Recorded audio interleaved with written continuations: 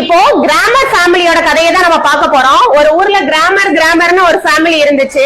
அந்த ஃபேமிலியோட தலைவரோட பேரு மிஸ்டர் நவுன், தலைவியோட பேரு மிஸ்ஸஸ் வெர்ப். இவங்களுக்கு 3 குழந்தைங்க இருந்தாங்க. பையனோட பேரு ப்ரனவுன். ப்ரனவுன் என்ன பண்ணுவாங்கன்னு பாத்தீங்கன்னா, நவுன் இல்லாத இடத்துல இருந்து அந்த நவுன் செய்யக்கூடிய எல்லா வேலைகளையுமே ப்ரனவுன் கவனிச்சுக்கும். இப்போ இந்த அட்ஜெக்டிவ்ஸ் அட்வர்ப் அப்படிங்கிறது இவங்களோட 2 பொண்ணுங்க, டாட்டர்ஸ். இதுல ஃபர்ஸ்ட் அட்ஜெக்டிவ் வந்து நவுனோட செல்லம், அவங்க அப்பாவோட செல்லம். அதனால அட்ஜெக்டிவ் என்ன பண்ணனும்னா, அவங்க அப்பாவை பத்தின எக்ஸ்ட்ரா இன்ஃபர்மேஷன் ஏதாவது கொடுக்கணும்னா அல்லது அவரை வந்து பிரைஸ் பண்றது எல்லாத்தையுமே இந்த அட்ஜெக்டிவ் பாத்துக்கும். நெக்ஸ்ட் அட்வர்ப் வந்து யாரோட செல்லம்னு பாத்தீங்கன்னா, அவங்க அம்மாவோட செல்லம். அவங்க அம்மா யாரு? Mrs verb.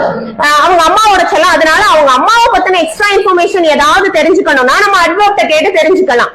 சரியா? இப்போ இந்த ஃபேமிலிக்கு 2 சர்வன்ட்ஸ் இருக்காங்க. First one preposition. ப்ரிபோசிஷனோட வேலை என்னன்னு பாத்தீங்கன்னா, இவங்க ஃபேமிலிக்குள்ள இருக்கக்கூடிய ரிலேஷன்ஷிப்பை ப்ரிபோசிஷன் தான் டிசைட் பண்ணும். பிளஸ் எந்த இடத்துல இருக்கணும், என்ன செய்யணும் அப்படிங்கிற எல்லாத்தையுமே ப்ரிபோசிஷன் தான் டிசைட் பண்ணும். இதுதான் சீஃப் சர்வன்ட்.